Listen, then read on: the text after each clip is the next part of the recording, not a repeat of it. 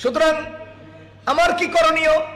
আমার করণীয় হলো, কোন অত্যাচারী, সন্ত্রাসী, চোর, ডাকাত, চাঁদাবাজ কোন নেতা হলে, সে জামাত ইসলামের নেতা হলেও আমি তাকে সাপোর্ট দেব না, সে ধানের শীষের নেতা হলেও আমি তাকে সাপোর্ট দেব না। ওয়ালা তাআওয়ানু আলাল ইসমি ওয়াল উদওয়ান। মসজিদ আল্লাহর ঘর, এটা আমিও জানি, আপনিও জানেন। সুতরাং আমার বক্তব্য চলাকালে আপনি যে আওয়াজ দিচ্ছেন, এটাও তো মসজিদ আল্লাহর ঘরের সাথে খেলাফ হচ্ছে।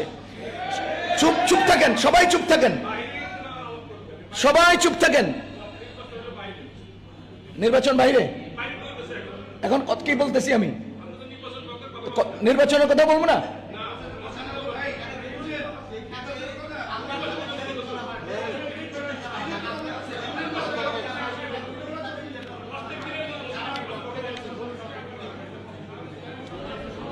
আপনারা বলবেন না, আমি বলবো? চুপ থাকবেন, চুপ থাকবেন, চুপ থাকবেন।